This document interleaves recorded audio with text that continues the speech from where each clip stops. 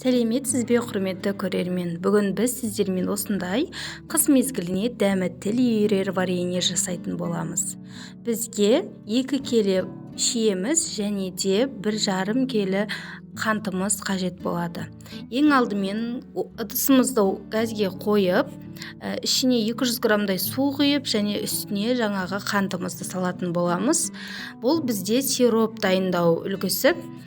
Осылай сиропымызды қайнағанша қойып қоямыз. Сиропымыз мені қайнайын деп жатыр. Сиропымыз қайнауын міндетті түрде күтеміз. Мені сироп қайнағаннан кейін үстіне жуып тазаланған шиелерімізді салатын боламыз.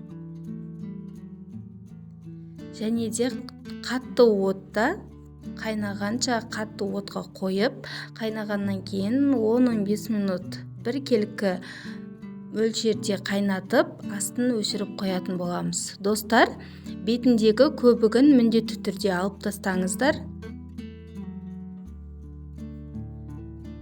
Көбігін алсаңыздар өте жақсы сақталатын болады қыс мезгіліне.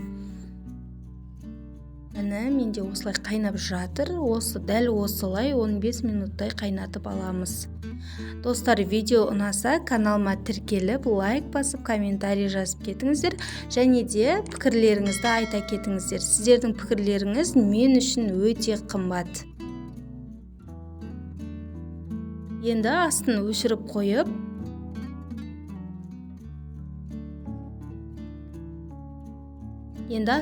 қоятын боламыз. Және де суығаннан кейін баяу отта тағы да 10-15 минут қайнатып аламыз. Суығаннан кейін осылай 3-4 рет қайнатып аласыздар. Уже вареньеміз дайын. Енді банкаларыңызға құйып, жауып ала берсеңіздер болады. Достар, мына 2 видеода мен мохито компоттарының рецептін тастап кеттім. Сіздер осылар арқылы, осы сілтемені басу арқылы сол компоттарды көре аласыздар. Сау болыңыздар, келесі кездескенше қош аман болыңыздар.